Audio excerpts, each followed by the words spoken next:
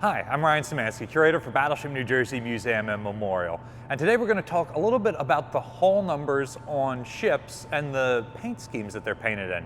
And today we have USS Billings moored alongside New Jersey for the Navy 250 celebrations of the 250th anniversary of the founding of the US Navy, which took place right here in Philadelphia.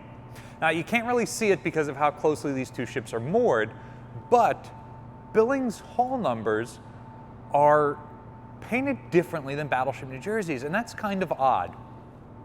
So, the US Navy has always had a standardized paint scheme. For much of the Navy's career, it's like what you see on Constitution. Black hull, white stripe, basically the same as the Nelson Checker preferred in Great Britain, but instead of the yellow stripe, it is white.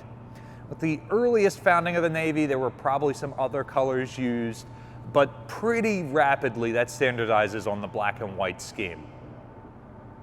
Post-Civil War, most US Navy ships are just painted straight black and they lose the gun port colors, and that kind of matches with the monitors that are all black, and that only sticks around for a couple years in the interwar time period. And then with the birth of the new Navy comes the Great White Fleet. Painting ironclad monitors black and then operating off the southern United States coast in the summer taught the Navy that steel ships heat up in the sun a lot, especially if they're painted a dark color. So as they go to building all steel warships in the 1880s, 1890s, they paint those ships white. It makes them significantly cooler on the inside by being painted a lighter color. It's not the greatest color because these are coal-fired ships, and so they're producing sooty smoke. When you're loading coal on board, it's getting dust everywhere. And so these ships have to really be maintained. But it's a point of pride for the Navy, and the Navy does a great job of maintaining those ships. And this paint scheme is carried over to the Coast Guard to this day, who still maintains that really sharp paint scheme. And most importantly, this color scheme is unique to the United States Navy, with white hulls and what's called buff, a tan color, above the hull. Other countries use various other color schemes, and so this makes it really easy to identify US Navy warships. During World War II, the US Navy mostly paints in a darker gray for operating in the North Atlantic against the Germans. And while there are some experimental camouflage schemes used, I really love this Virginia-class battleship USS Nebraska with the zebra stripe kind of pattern. By and large, it's that dark gray North Atlantic camouflage scheme that the fleet goes from the white peacetime color to that wartime camo. Right after World War I, during the interwar period, the US Navy switches to the haze gray or battleship gray scheme that we now know of today. And that's the same color that the modern fleet is still painted in, and it, for the first time, features large white on black hull numbers painted on the ships. Really, for the first time in the US Navy history, we are building multiple large classes of warships, and so many of the ships look very similar in a way that didn't really exist before. Like, for example, the original 6 frigates, they're built to nominally 2 different designs, but they're built at 6 different yards, so they all come out looking completely different, and it was reasonably easy to tell whether you're looking at United States or Constitution or Constellation. Likewise, the US Navy tends to build ships in relatively small batches, and during the Civil War, they start to experiment with painting different colored stripes on funnels or turrets of monitors as those are being batch produced. But it doesn't really take on. And the Great White Fleet, they have their names at the stern, but they don't really have big hull numbers anywhere. They might have a small hull number at the bow. But now the new peacetime Navy, they go to these big white hull numbers, and that is used all the way up into basically the War on Terror. It's the 2000s, and ships are still using that haze gray with big white numbers. But within the last 2 decades, new technologies have led to the Navy changing that, as you can see on USS Billings. These pictures from her coming up during the parade of ships at the beginning of Fleet Week, as opposed to her moored alongside. And you can see that the numbers, while still the same size overall to the ship, and still the same light color on dark color on the haze gray hull, have been darkened considerably so they are harder to see.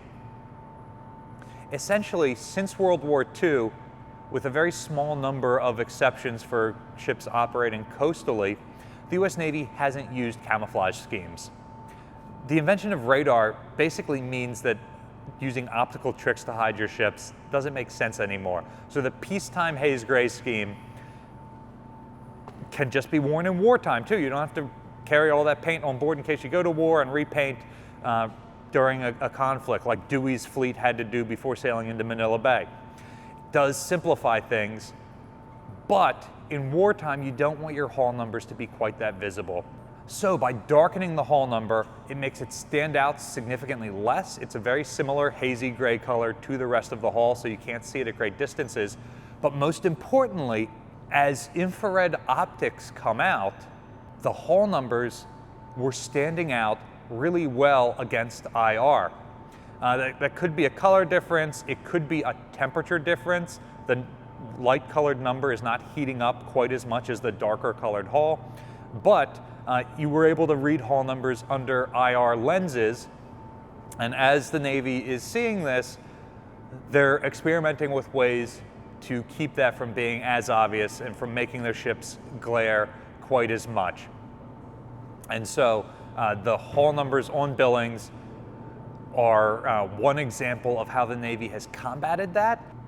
And it is probably the first major change to US ship paint jobs that's taken place basically since the end of World War I.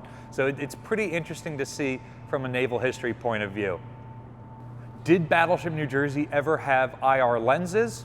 We're not familiar with any examples of the ship getting infrared optics, except for one very specific example. There are mounting points on the O3 flag bridge for a special IR optic, I can't remember the name for it now, it's a bunch of letters and numbers, that could be used to see chemical weapons. So if there is a cloud of fog approaching the ship, you could look through this IR lens and see, oh yeah, that is a chemical weapon versus, no, that's just regular weather. And that probably is added to the ship before she goes to operate in the Persian Gulf, where there was evidence that Iraq and Iran during their war were using chemical weapons. And so there was a fear that they would be used against US Navy warships as well. More modern ships, however, do have very capable infrared optics. And so we're starting to see, thanks to changes in technology, changes to the Navy's paint scheme, really for the first time in nearly a century. If you could change the Navy's paint scheme, what would you change it to? Would you go back to the Great White Fleet appearance? Ships nowadays aren't producing coal smoke, so it would be easier to keep that white paint on. Would you go back to a wartime camouflage scheme, like one of the really cool patterns that we developed during World War II? Let us know how you would paint ships in the comment section down below. Battleship New Jersey receives operating support from the New Jersey Department of State, as well as from a number of other businesses and private individuals like yourselves. We really appreciate your support. There's a link in the description below for ways to donate to support the museum. You can also support us by liking, sharing, and subscribing so more people find out about the museum and our channel. Thanks for watching.